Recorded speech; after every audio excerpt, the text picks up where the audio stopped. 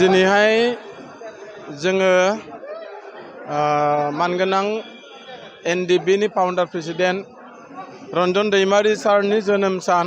बे जोनोम सानानो जाहैबाय 65थि जोनोम सान। बे 65थि जोनोम सानखौ लानानै दिनै जों इउनिटि फराम एक्स एनडिबिआ जोंनि इउनिटि फराम एक्स एनडिबिनि मोनफ्रोमबो जिल्लानि सिङाव थानाय जिल्लानि दैदेनगिरिनिफ्राय लानानै मिरु इउनिटि फराम दैदेनगिरिफोरखौ लानानै दिनै बे रन्जन दैमारि सार मानगोनां प्रेसिडेन्ट डिआर नाब्ला सारनि जोनोम सानखौ लोब्बा लानानै बार्थ मोनसे केक हानो थाखाय दिनै जोङो हाबाफारि लादों। दिनै बियो सारा बिटिआरनि सिङावनो जादों बा सारा आसामावनो जादों। बियो मोनसे इउनिटि फराम एक्स एनडिबिनि गाइडलाइन बा बिथोन बायदियै दिनै मावफुंनाय जादों। थिग बेबायदिनो दिनै जोङो नैबे 65थि बार्थडे सेलिब्रेसन फाउन्डार प्रेसिडेन्ट रन्जन दैमारिनि हाबाफारिखौ नैबे सेरफांगुरि बाजारनि नब्लाङावनो दिनै जों बेखौ हाबाखौ मावफुंनाय जादों।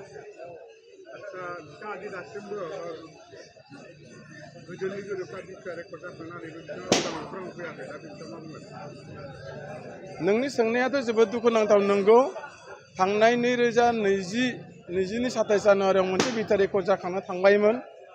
बिथां प्रेसिडेन्ट रन्जन दैमारि सारनि आखाइजोंनो बे एकर्डआबो जाना थांदोंमोन।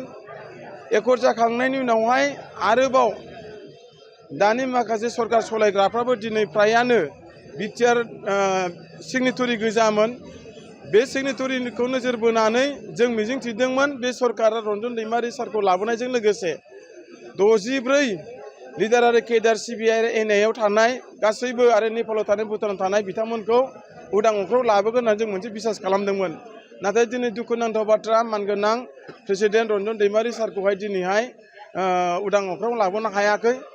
बे बुस्थुखौ दिनै नोजोर बोनानै इउनिटि फराम एक्स एनडिबिआ बोसोरनैनि उनावहाय जोङो दिनै बेखौ दाखांनायनि उनावहाय दिनै जोङो नारा नाथार आसाम सरकारजों बा बिटिआर सरकारजों बे इउनिटि फराम एक्स एनडिबिआ दिनै प्रेसार होनानै रन्जन दैमारिखौ उदां अख्राङाव लाबोनांगौनि थाखाय, लिडार आरो केडार्सखौ उदां अख्राङाव लाबोनांगौनि थाखाय, रिहेबिलिटेसन आरो एक्सग्रेसियाफोरखौ मावफुंनांगौनि थाखाय, साख्रि बाख्रिनि माखासे मोन्थायखौ मोनफुंहोनो थाखाय दिनै नैबे इउनिटि फराम एक्स एनडिबिआ दिनै 2 बोसोरनि गेजेराव जेसेबां हायो एसेबां दिनै प्रेसार होनानै दिनै जों मावबाय थादों, नाजाबाय थादों।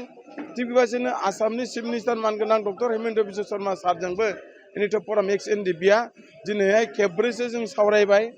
दिल्लीयावबो जोङो खेबथामसो जों थांनानै आइबिनि डाइरेक्टर मानगोनां तपन डेका सारजोंबो जों सावरायदों जे बिथांमोना जोबोद मोजां जोंनो मेसेज हरबाय थादों जे रन्जन दैमारिखौ जेरैखि जायाब्लाबो हगारगोन बा गगोन बेखौ जोङो फोथायदोंमोन। नाथाय दाख्लैनि माखासे हियारिंआव जानानै थांनाय बे हियारिंआव जोङो मोजां फिथाइ मोनाखै। दा बे हियारिंआ रिजेक्ट जाना थादों। बेनिखायनो जों आरो मोनसे थांखि लादों बा आसामजों सरकारजों जों सावरायबावदों रन्जन दैमारि सारनि माखासे हियारिंखौ रिपिट खालामनो थाखाय जोङो माखासे खामानि मावबाय थादों आरो आसाम सरकाराबो जोंनो मोनसे मेसेज होदों बिथांनि माखासे हियारिंखौहाय आपडेट खालामनो थाखाय जुन मासनि गेजेरावनो जोङो रिभिउ खालामनाय जागोन। बेनिखायनो इउनिटि फराम एक्स एनडिबिआ रन्जन दैमारिखौ आरो गासैबो एकर्डनि समयसाखौ मावनो थाखाय दिनै जोङो नाजाबाय थादों। दिनै नैबे रन्जन दैमारि सारनि जोनोम साननि गेजेरजों जोङो खावलायदों आसाम सरकार आरो भारत सरकारखौ आरो बिटिआर सरकारखौ एकर्ड जाखांनायनि उनावहाय रन्जन दैमारिखौ जेरैबाबो हगारनांगौ। हगाराब्ला बियो जोंनि इउनिटि फराम एक्स एनडिबि हिसाबै बा बारग' एक्स एनडिबि हिसाबै जोङो बिराद दुखु थागोन। आरो मोनफ्रोमबो आफादफ्रा दिनै एकर्ड जाखांनायनि उनावहाय दिनै बेफोरबायदि दिनै सिगनेटरिफोरा बेबायदि जेलाव थानाय मोनसे जारिमिनखौ जों नुवाखै। दिनै अकल जोंनि एक्स एनडिबि आफादनि सायावल' जोङो दिनैहाय बे मोनसे एकर्ड जाखांनायनि उनावहाय जेलाव थानाय मोनसे जारिमिनखौ जों नुदों। बिनि थाखाय जोङो बेसिकेलि जोंनि बिटिआरनि रायजो राजाफ्रा, बिटिआर सरकारा, बर'नि इन्टेलेक्सुयेलफ्रा दिनै गुबुन दल संगठन आफादफ्रा दिनै एकर्ड जाखांनायनि उनाव दिनै बेबायदि जेलाव थायाखै। दिनै जोंनिल' मोनसे जारिमिन जाना थादों। बे जारिमिनखौ जाहाथे जों साफ्रोमबो बर' रायजो राजाफ्रा, गोरों गोराफ्रा, सरकारनि मानसिफ्रा बे बुस्थुखौ दिनै नोजोर होनाया गोनां। दिनै बेखौ जों आपिल खालामदों नैबे 65थि बार्थडे सेलिब्रेसननि गेजेरजों।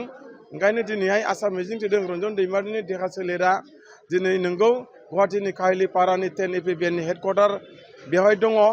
जोङो आर'ज गाबदों रन्जन दैमारिनि जिउ सोलेरा देहा मोदोमा अरायसम गोजोनै थाथों लोमजा साजानिफ्राय मोजाङै बासायथों बेमार आजारावहाय जाहाथे दागोग्लैथों आरो सानसेब्लाबो जोङो रन्जन दैमारि सारखौहाय बख'नो थाखाय जोङो सेस्था खालामदों आरो सानसेब्लाबो रन्जन दैमारिया गगोन सानसेब्लाबो बे बिटिसि हालामखौ दिनै रन्जन दैमारिया सासे दैदेनगिरि जानानै बर'फोरखौ दैदेनगोन बेखिनि थाखाय जोंहा मिजिं दं आरो रन्जन दैमारिखौ जों जेरैखिजाया बख'नो थाखाय जोङो दिनै नोजोर होदों।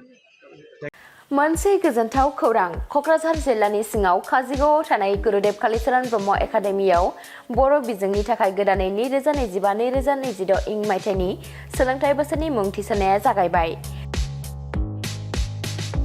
थाखो बिथराइनिफ्राय लानानै थाखो गुसिम मुं थिसननाय जागोन।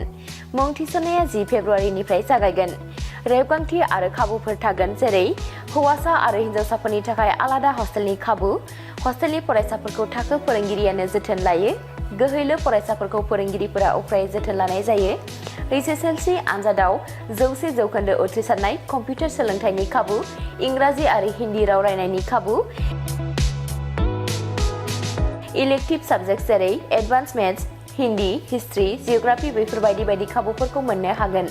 नोंथाङाबो गावनि गथ'खौ मुं थिसननोब्ला 9957951216 एबा 9613400625 एबा 8638520653 मबाइल नम्बराव थोंजों कल खालामनानै सुलाद लाहरनो हागोन।